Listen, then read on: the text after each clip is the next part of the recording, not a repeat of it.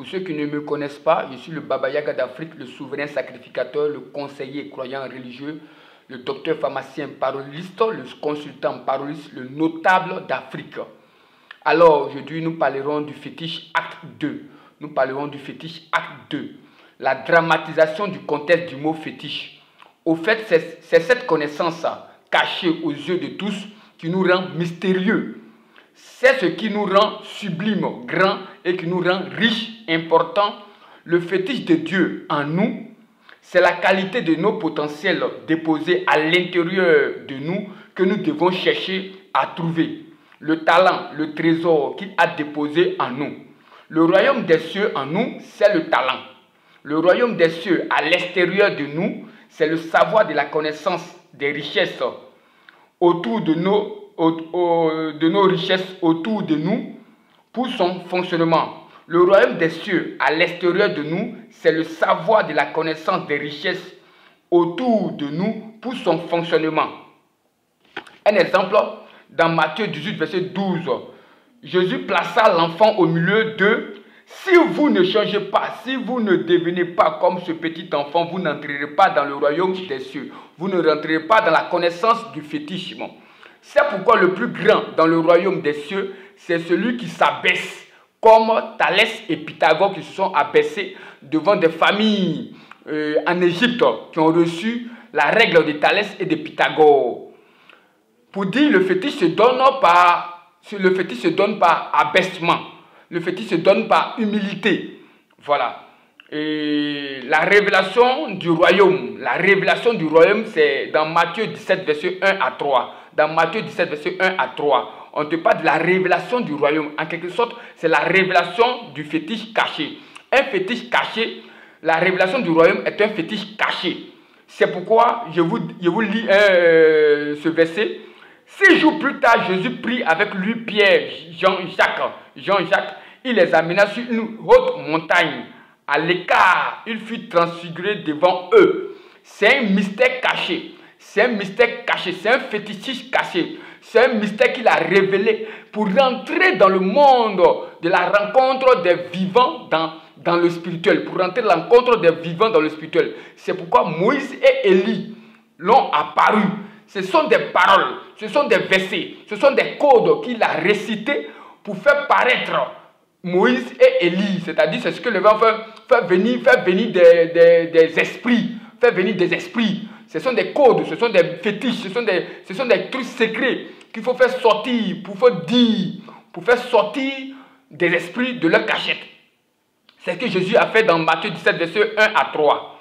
Alors, je dis, le fétiche ressemble à un trésor enfoui. Le fétiche ressemble à un trésor enfoui dans un champ. Un exemple, un homme le découvre, il le cache de nouveau, s'en va débordant de joie. Vend tout ce qu'il possède et achète ce champ. Dans Matthieu, c'est Matthieu 13. Le fétiche ressemble à une belle pelle précieuse de grande valeur. Le fétiche ressemble à une belle pelle précieuse de grande valeur. Le fétiche ressemble à un filet qui ramasse toutes sortes de poissons.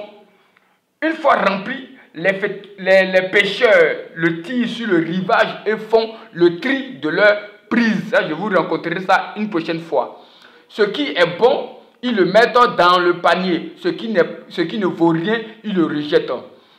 Dans Matthieu 15, verset 13, en quelque sorte, celui qui détient des fétiches n'est pas un aveugle. En quelque sorte, celui qui détient des fétiches n'est pas un aveugle pour conduire d'autres aveugles. Or, si un aveugle en conduit un autre, ils tomberont tous deux dans leur fossé.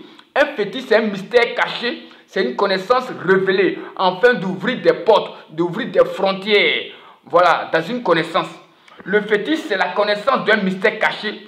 Le fétiche, c'est la connaissance d'un mystère caché qui fait d'un homme riche en voyant non dépourvu de sens pour conduire des aveugles.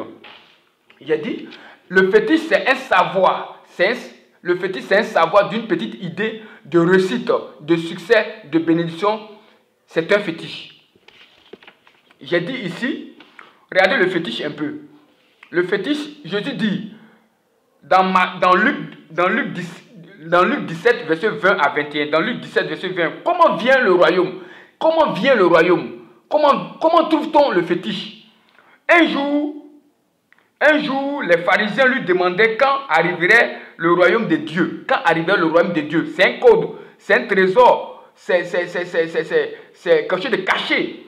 Jésus leur a répondu, le royaume de Dieu ne viendra pas de façon visible. On ne dira pas, venez, il est ici, ou il est là. Car notez-le bien, le royaume de Dieu est parmi vous. Le royaume de Dieu est parmi vous. Mais comment le décoder? Comment le trouver? Comment trouver ces mystères cachés? Parlez au vent, parlez à la terre, parlez aux étoiles, parlez aux cieux. Parlez aux cieux, comme l'a fait Élie, comme l'a fait Ézéchiel, comme l'a fait Jérémie.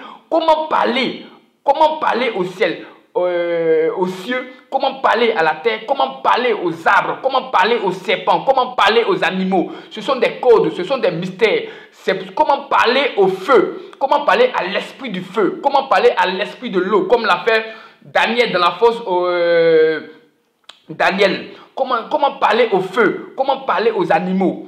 Voilà, c'est un secret. Dites, le royaume de Dieu est parmi vous. C'est un fétiche. Celui qui la découvre, c'est un fétiche pour lui. C'est un trésor caché, c'est une pelle. Voilà. Luc 10, verset 9. Luc 10, verset 9. Jésus dit, guérissez les malades qui s'y trouveront et dites aux gens, le royaume de Dieu est proche de vous. Le royaume de Dieu est proche de vous. L'autre côté, dans Luc 17, verset 20 à 21, il dit, le royaume de Dieu est parmi vous.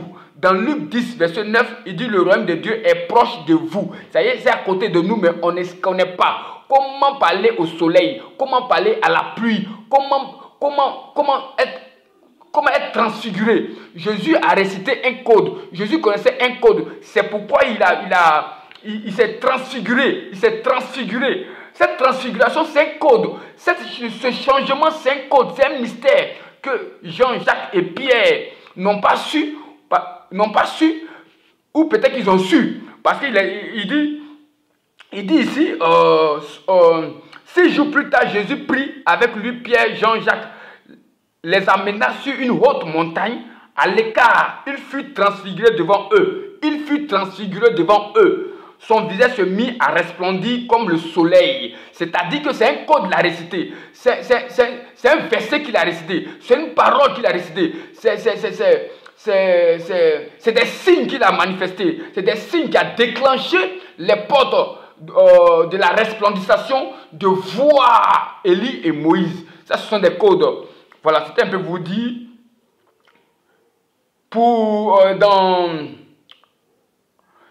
Ça, il faut accomplir certaines choses. Cela se donne par humilité, cela se donne par un respect. Ce sont des codes. Demandez, vous recevrez. Frappez, on vous ouvrira. Demandez, on vous donnera. C'était le Baba Yaga d'Afrique, le souverain sacrificateur, le conseiller croyant religieux. Voilà. Aujourd'hui, c'est l'acte, la signification, acte 2 du fétiche. Le fétiche, comme je l'ai dit, c'est un trésor. C'est un trésor caché, c'est une connaissance cachée. C'est une perle, comme l'a signé Jésus-Christ dans Matthieu 13. C'est un royaume. C'est un royaume des cieux. Il dit le royaume des cieux est comme. Le fétiche est comme. Découvrir l'intérieur du royaume, c'est un fétiche. Savoir l'intérieur du royaume, intérieur et extérieur, c'est un code. Pour savoir son talent, c'est un code, c'est un savoir. Il faut le décoder. Pour connaître le royaume des cieux, pour connaître le royaume des cieux, de l'extérieur, parler à la nature, parler aux environnements, parler à la faune et à la flore, c'est un code, c'est un fétiche. Voilà, je vous remercie. C'était le Baba Yaga d'Afrique, le notable d'Afrique. Je vous remercie.